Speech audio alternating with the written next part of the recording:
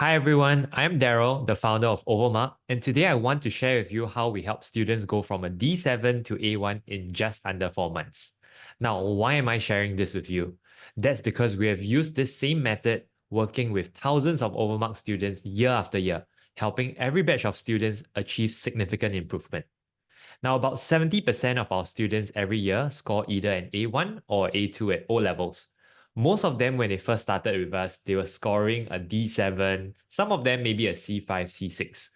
Every year, we manage to produce top scorers in schools, with many of our students making it to top JCs such as Hwa Chong, Raffles, and YJC.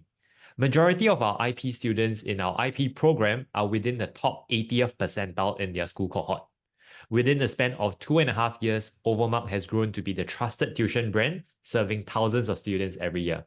So, what is the secret when it comes to achieving rapid improvement? Well, let me share with you a transformative 4 month study plan and revision framework that you can immediately adopt and see your grades improve. If you're preparing for your upcoming national exams or end of year exam, this is the video for you. You'll be shocked to witness how your grades can go from a D7 to A1 within a span of 4 months if you just follow this simple guide. Now, if you think 4 months is impossible, I had students scoring E8 for her Sec 3 end of year chemistry, and by the time it came to her WA1, she was scoring an A1 already. Another more amazing story. I had a student that is in Sec 4 who failed her prelims, scoring F9 for chemistry. By the span of 1.5 months, from the time she ended her prelim to the time she took her O-level paper, we worked relentlessly, staying back for consults till 11 p.m. every night. She jumped from a F9 in prelim to a B4 for O-level. So truly nothing is impossible, as long as you have the grit and determination to pull through. So here is the 4 month plan. In the first month, consume and retain knowledge. In the second month, application. Third month, making your weakness your strength. And the fourth month, learning from your mistakes. So let's start with the first, consume and retaining knowledge. In the first month, your only goal is to consume knowledge in the fastest way possible that works for you. Now, you need to understand without any foundational knowledge, you will not be able to attempt any questions or get anything close to doing well in your exam. You need to start by understanding the concepts and the content in your syllabus. Now, some people learn better by reading notes or the textbook. Some people learn better by watching videos on YouTube. Some people learn better with peer learning. Now, in my opinion, any of the methods above work. You simply need to understand your own learning style and stick with the one that works best for you. Of course, it is definitely the most efficient if you have a teacher or a tutor to guide you through, as they already know what are the things you should know and the common pitfalls to avoid. But let's go with the assumption that you're self-studying. Here are the exact steps that you need to be doing in the first month. Set your objective, learn, test, and review. Now, when it comes to setting your objective, the first thing you need to do is to check the syllabus and to identify the exact learning outcome for each chapter.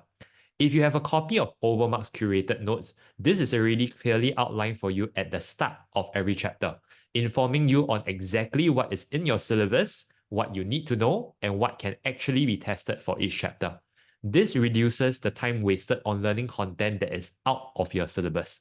So be extremely clear about what you need to learn and what you can be tested on for every chapter. Move on to learn. Once you are clear on what is it that you need to learn, review all the content and spend time to understand these concepts. If you're stuck, refer to work examples in your notes or textbook or watch YouTube videos to understand the concepts that are illustrated. The keyword here is understand, not memorize. So while understanding might take time, it is worth the effort as that's the learning curve. Once you understand a concept, you will remember it forever. But if you only memorize the content, you will forget.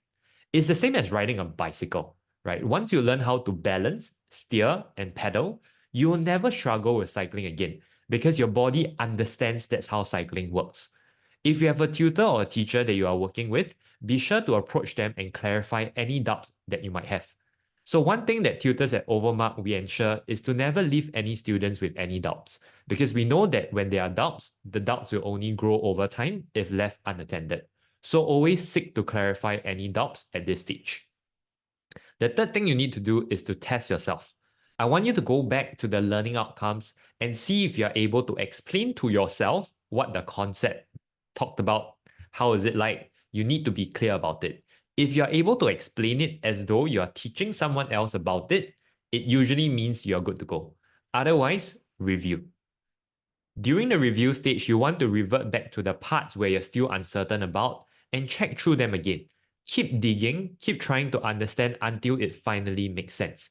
In the first month, just simply be relentless about consuming and retaining as much knowledge as possible. You don't have to do anything else. That's all you need to do.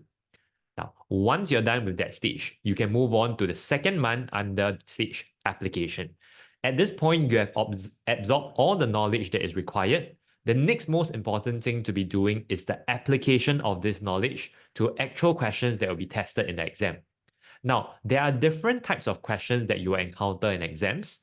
And today I'm going to scope down to mainly sciences because those are the subjects that I teach. But whatever that I'm saying here is still applicable for math or humanities. So the first is knowledge with understanding. The easiest will be factual knowledge that students are required to recall and explain. Question testing these objectives will often begin with the following words: define, state, name, describe, explain, or outline.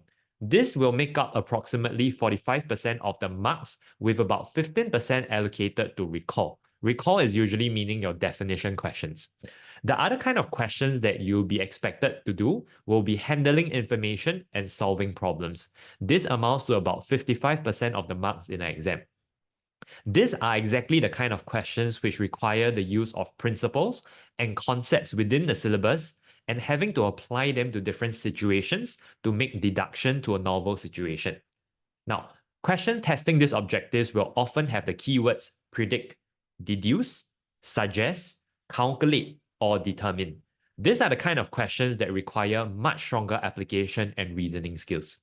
So if you're at this stage where you're just starting out your practices, I strongly recommend starting with knowledge with understanding questions. And these are the questions that are largely found in your MCQ and Section 8, referring to your short structured questions. This allows you to build your foundation first, and more importantly, build the confidence required for you to tackle the harder questions, which is the handling information and solving problems questions. This is also the time where you reference the answer sheet very closely after you have completed the practices to learn the recommended answering techniques. While you do not need to spell out word for word everything like the answer key does, learning the appropriate and proper answering technique will allow you to score much more easily in the exam. At this stage, please pay more attention on how to solve the question than the actual answer itself. The logic of problem solving and the concept application is what you will need to focus on at this stage. Even if you're uncertain about how to solve some questions, don't worry, right? Because you can always go back to your tutor or your teachers in school to guide you through on the working step. The best material you should be using at this point should be your topical 10-year series or any assessment book that are grouped topically. Now, you need to understand this second month will be very intensive, probably very challenging and even demoralizing, because the more questions you do, the more you realize you don't know. But that is at this very point whereby you need to know that the practices will really help you do well for your exams. Now, for a sense of comparison, from the topical worksheets to the prelim papers to the mock exams I have my Sec 4s do every year, they complete on average about 30 to 35 prelim papers by the time they take their prelims. So I want you to just go and think about the sheer amount of practices that they do. So the secret to doing well is simple. The more you practice effectively, the better you will perform. So I want you to spend the entirety of this second month purely on practices. Do as much as you can. The focus here is to get the hours in, do the questions. Now, in the third month, if you really kept to the plan for the first 2 months, you're already halfway there. The third month should be dedicated to making sure you do not leave any weak spots behind. Now, what do I mean? Definitely during your first 2 months, you will have identified which topics you're still weaker in and have lingering doubts. This is the exact time frame whereby you spend a dedicated amount of time to make these doubts go away. So in this third month, focus on going for things like consultations or even peer learning, as this is the time frame for you to clarify all the doubts that you will have. The hardest hurdle you need to cross is the topics that you hate the most. But here's the truth. The reason why you hate this topic is because you suck at them. The confidence loop here is key. The moment you start to get the hang of the topic, you feel more confident, and in turn, you start to like the topic more. So once you like the topic more, you feel more confident, and ultimately you get better at it. The worst case scenario here is to leave these weak topics unattended just because you dislike them. The more you avoid them, the worse it's going to get. So if you're able to make your weakest topic into your strength, that is massive. Those marks that you used to forego in exams are now the difference maker in getting you the rapid improvement in your grades. This is a very simple process, but extremely painful. But doing what is painful now will make it such that when you get back your result, it will be painless. So go and spend the time in the third month to work on your weakest topics.